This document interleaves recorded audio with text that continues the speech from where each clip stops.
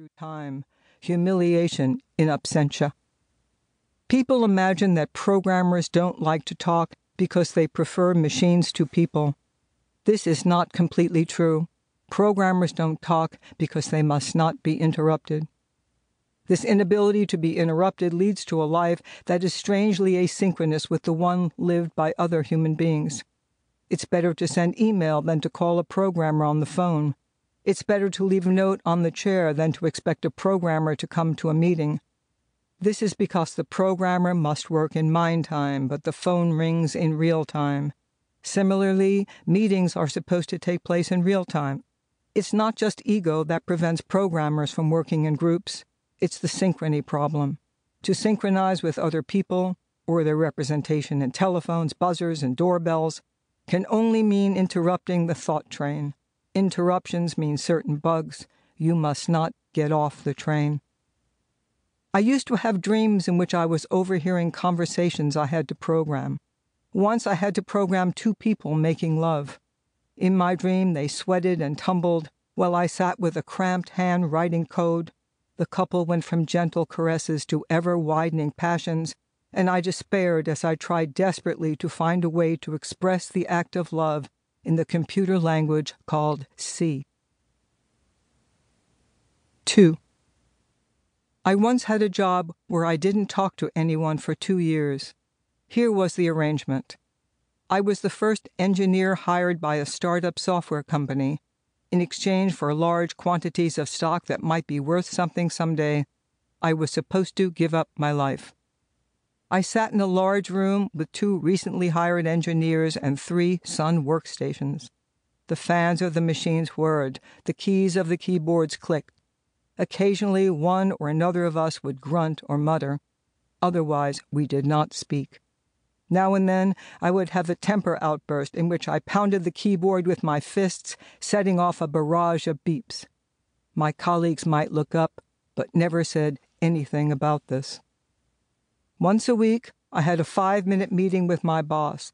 I liked him. He was genial. He did not pass on his own anxieties about working in a startup. At this meeting, I would routinely tell him I was on schedule.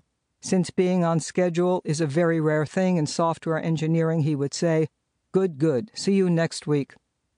I remember watching my boss disappear down the row of cubbyhole partitions. He always wore clothes that looked exactly the same, khaki pants and a check shirt of the same pattern. So, week to week, the image of his disappearing down the row of partitions remained unchanged. The same khaki pants, the same pattern on the check shirt. Good, see you next week. Real time was no longer compelling. Days, weeks, months, and years came and went without much physical change in my surroundings. Surely I was aging. My hair must have grown. I must have cut it. It must have grown again. Gravity must have been working on my sedentary body, but I didn't notice. I only paid attention to my back and shoulders because they seized up on me from long sitting. Later, after I left the company, there was a masseuse on staff. That way, even the back and shoulders could be soothed, all the better to keep you in your seat. What was compelling was the software. I was making something out of nothing, I thought, and I admit the software had more life for me than my brief love affair, my friends, my cat, my house, my neighbor who was stabbed and nearly killed by her husband. I was creating, that is the word we used, a device-independent interface library. One day, I sat in a room by myself surrounded by computer monitors from various manufacturers. I remember looking at the screens of my companions and saying, "Speak to me." I completed the interface library in 2 years and left the company. On my last day on the job, the financial officer gave me a check. It was a payment to buy back most of my stock. I knew this was coming. When I was hired, I'd signed an agreement. The price of leaving before 5 years was the return of the stock. Still, I didn't feel free or virtuous. I put the check in my pocket, then got drunk at my farewell party. 5 years later, the company went public. For the engineers who'd stayed, the original arrangement was made good.